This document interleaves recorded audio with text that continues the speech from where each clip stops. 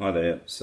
I haven't actually used this thing yet, but I have spent quite a lot of time reading the instructions and watching all the videos. So I won't make you watch a 5-minute video clip to get the answer you need. It's probably 1/4 of an ounce. And there's a lot of confusion about how much fluid to use. So if you're looking for that answer, that's what it is. You have to watch all the videos very carefully, and at one point it just flashes up and says that if you're only doing the partial fill for the small spot clean, then use 1/4 of an ounce of the oxy. So what's an ounce? Not something that we regularly use in Australia. The cup measure in your kitchen probably has ounces on it, but I wouldn't recommend using that. In the videos they use the cap off the bottle, but that's the larger bottle. Presumably that has a measure in it. What you can do is get yourself one of these, which is a syringe that you can get at any chemist. That's a 5 ml. I'd recommend you get a 10 ml because 1/4 of an ounce is just over 7 ml, and an ounce is just over 29. So one of these might come in handy. As to the cleaning fluids, basically that's the standard one that comes with the sample bottle that comes with the machine. There's a range of other ones that are substitutable for this. I think there's another 2 or something. One of them is the PET one. So you can replace this one when you're mixing your fluids, when you're mixing your solution. This one, however, you add regardless. You don't have to add it, but I get the impression that it's the one that does all of the actual work, and that's the oxy. From what I understand, you have to then use all of your solution up within 8 hours, or this will turn to crystals or fairy dust or something. So basically, if you do the full fill, then just clean everything that you can find until you run out. Whereas with the small fill, you'll probably need to do that a few times regardless of what you're cleaning. So that's the difference between the fluids, and again with the full-size bottle you can probably just use the cap to do the measure, but I would probably measure the volume of the cap before taking that as the truth. Okay, so that covers the measurements and the cleaning solutions. So just to repeat, it's 1/4 of an ounce. If you're doing the small fill, I'll just show you where that is. So they have a line here, where to fill the water up to, where to fill the solution up to. So that is apparently an ounce, apparently. And then you add on top of that an ounce of the oxy.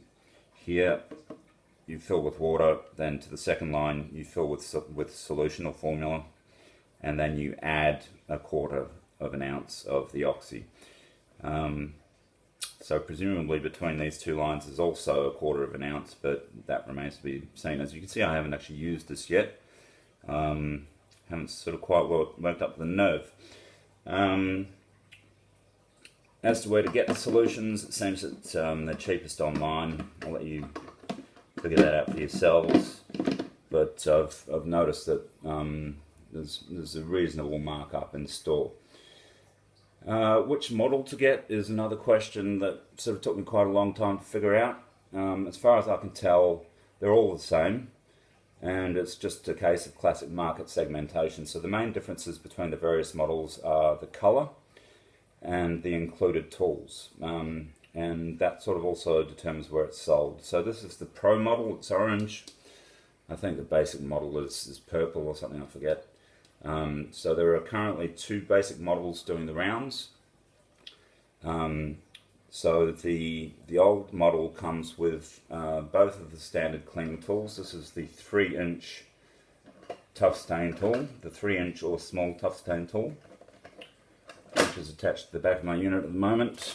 And over here is where I keep the 6-inch tough stain tool. Now they are both included with the basic model standard, except if you get the new version, which is currently available at Harvey Norman, somewhat cheaper. It's a good price, with only the 3-inch tool if I remember correctly. So if you're just looking to basically get on with it and get a good price, then that's what I would recommend, is just get the 3-inch tool. It's the default tool, and then you can add tools as you go. I've got the professional model because it comes with these two tools, and it also comes with this thing, which I have absolutely no use for in my house because, as you can see, I have wooden floors. This is the stain trapper tool, and the reason I got this is because last time my cat was staying with my parents, it vomited on my mum's carpet, and I think that this is going to be the right tool for getting that stain out finally. So the third model that's doing the rounds in Australia is the Auto model. Again, it's, as far as I can tell, exactly the same. It's exactly the same tech, except it's black, and it comes with a crevice tool and the upholstery or stair tool. It's invariably called the upholstery tool or the stair tool. It's a triangular thing that you might have seen where you can rotate to fit one of 3 settings so that it does curves and crevices and so forth. It looks like a useful tool. You can, as I was saying, like with the market segmentation, they also sort of have different models available in different shops. So the Auto version you can get at Super Cheap Auto, and it comes with that tool, but you can also buy that tool at Super Cheap Auto, which doesn't make any sense because it's the one tool that you don't need. But if you want to buy it at retail, you can get it there. It's about $40. This one here is also about $40. You can buy them all online from the Australian Bissell shop. It's called something like bissellshop.com.au.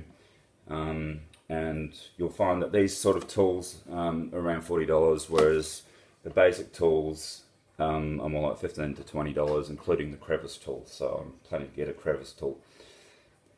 Final note, something that you have to sort of read everything very carefully to find out, is just a point on cleaning and rinsing. At one point they mentioned that when you've finished you should hold the hose upright.